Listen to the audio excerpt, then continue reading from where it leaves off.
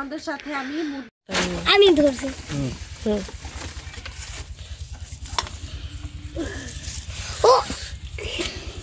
এদিকে আদা না, মাশাআল্লাহ। এই যে দেখেন, আমরা আদাটাও কি সুন্দর মাটির নিচ থেকে তুললাম।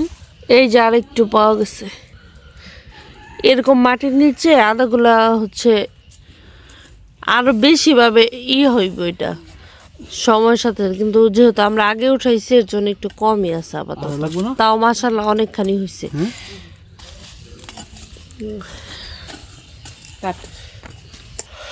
এই যে আমি এটা আমার আম্মুর হাতে দিয়ে দিলাম। এখন আম্মু এটা নিয়ে পরিষ্কার করবে, তারপর রান্নার জন্য বাটাবাটি করবে।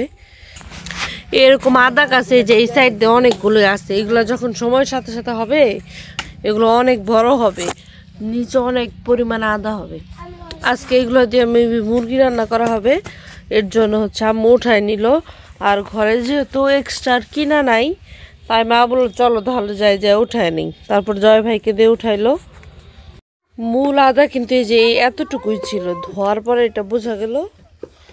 আর এই যে যা দেখতে পারতেছেন, এইটা কিন্তু পরবর্তীতে হয়েছে, তার মানে এটা সময়ের সাথে সাথে আরো অনেক হবে। তো যারা যারা এরকম ভাবে করতে চান অবশ্যই একটু মাটি দিয়ে করে ফেলবেন। গাছ থেকে আদাগুলো যে তুলে নিয়ে আসলাম, সেটা দিয়ে এই মুরগিটা রান্না করব। আর একটা মুরগির ভিতরে এতগুলো জাদু, চলেন দেখতে থাকি।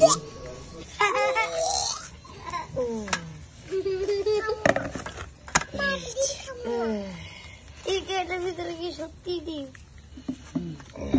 আমার তো মনে হয় কি সত্যি এই ডিমটা কিন্তু আমি খাবো, বুঝলে? তুই যাই মামা খাবে এটা? বাবা আমিও খাবো। মাটা বাটিয়ে না। এই দেখো আয়া, তোমার বাবা মুরগি এনেছে, তার ভিতরে কতগুলো ডিম। আমার বাবা আজকে আপনাদের সাথে আমি মুরগির মাংস রান্না করব। আর যেহেতু আমি রান্না করতেছি অনেকদিন পর, এর জন্য আম্মুকে বলছি লাকড়ির চুলায় রান্না করব। ওরকম সব প্রিপারেশন নিয়ে তারপরে এখানে আমি বসছি। আর এই যে মুরগির ভিতরে দেখতে পাচ্ছেন, এটা কি? এটা কিন্তু ডিম। যাই হোক, রান্নাটা তাহলে শুরু করে দেই, চলেন। অনেকক্ষণ হয়েছে, আগুনটা জ্বলতেছে চুলায়। এই যে আমি প্রথমে তেল দিয়ে নিলাম। তেল আমি এর আগেও কিছুক্ষণ দিয়েছিলাম, একটু আগে। আর আজকে আমি সবকিছু একদম বাটা মশলা দিয়ে রান্না করব। কোনো কিছু মানে পেঁয়াজ সহ আমি বেটে নিছি একদম। আর আপনাদের সাথে আমি যে আদাটা নিয়েছি ওইটা তো আপনাদেরকে আমি দেখাইছি। ডিমগুলো তো আমার লাস্টের দিকে দিতে হবে, এর জন্য আমি এগুলোকে আগে সরাই নেই। তারপর মুরগিটার উপরে একটু পানি দিয়ে নিব। ডিম আর কলিজাটা আমি পরে দিটাকে আমি তাই সরিয়ে রাখলাম। আর লাকড়ির চুলা রান্নার অভিজ্ঞতা যেহেতু খুবই কম, আর আমরা সচরাচর লাকড়ির চুলায় রান্না করি না বললেই চলে। যেহেতু আমার বাবা মা একাই থাকে বাড়িতে, আর কেউ থাকে না, তারা সব সময় গ্যাসেই রান্না করে। তবে এই ক্ষেত্রে আমার মা যদিও বা অসুস্থতার কারণে এখন রান্না করে না, কিন্তু সে ভালোই রান্না করতে পারে লাকড়ির চুলায়। আর আশেপাশে যাই দেখতেছেন ইগনোর করবেন, যেহেতু আমরা এই চুলাটা রান্না করি না সব সময়।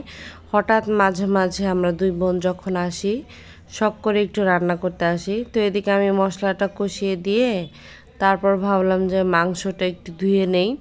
আর এটা গতকাল হচ্ছে পরিষ্কার করে একদম ফ্রিজ করে রাখা হয়েছিল, এর জন্য এখনও চাকাটা ছাড়ে নাই। তা আমি ভাবলাম একটু পানিতে রাখলে কিছুক্ষণ ছেড়ে দিবে, এদিকে আমার মশলাগুলো আমি কষিয়ে নিতে পারবো।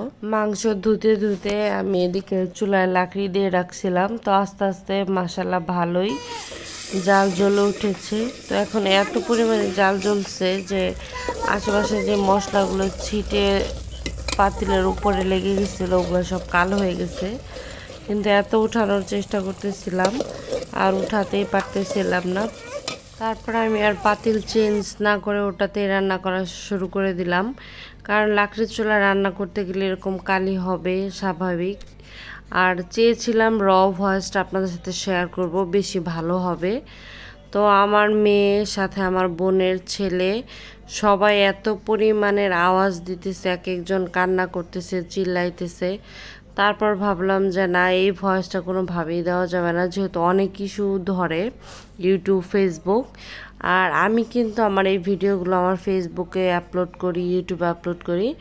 সেক্ষেত্রে আপনাদের সাথে আমি বেশিরভাগ সময় চেষ্টা করি যাতে কোনো প্রকার প্রবলেম ক্রিয়েট না হয় আমার পেজ বা চ্যানেলে। তারপর আমি এর জন্য নিজে আবার ভয়েস কভার করলাম। তো এই তো আমার মশলাটা কিন্তু এখানে বেশ ভালো পরিমাণের কষানো হয়ে গেছে। তো লবণটা আমার মনে হচ্ছিল কেন জানি আর একটু দিতে হবে, কম কম, তাই আর একটু দিয়ে নিলাম। আর এদিকে আমি মাংসটা ধুয়ে রাখছি, ওটা এখন আমি দিয়ে দিব। আর আসলে রেসিপিটা ওরকমভাবে শেয়ার করলাম না, কারণ এক একজনের রান্না বান্না কিন্তু এক এক রকম। আর এরকম লাকড়ির চুলায় গরম গরম রান্না খেতে কিন্তু সকাল সকাল, আর এখন যেহেতু একটু কুয়াশা মাখা সকাল থাকে, অনেকটাই ভালো লাগে। তো আপনারা বাসায় গিয়ে কী করেন অবশ্যই কিন্তু কমেন্ট করবেন। যাদের বাসা গ্রামে, আপনারা সকালে ঘুম থেকে উঠে কী করেন প্রথমে আমার সাথে চাইলেই কিন্তু কমেন্টের মাধ্যমে শেয়ার করতে পারেন। তা আমি আপনাদের কমেন্টগুলো দেখি, যদিও বা অনেক অনেক কমেন্ট হয় না, আমার অল্প কিছু কমেন্ট হয়, তারপরেও আমি ওগুলো দেখার চেষ্টা করি। বিশেষ করে আমি কিন্তু নিজেও অনেক রান্নাবান্নার ভিডিও দেখতে পছন্দ করি।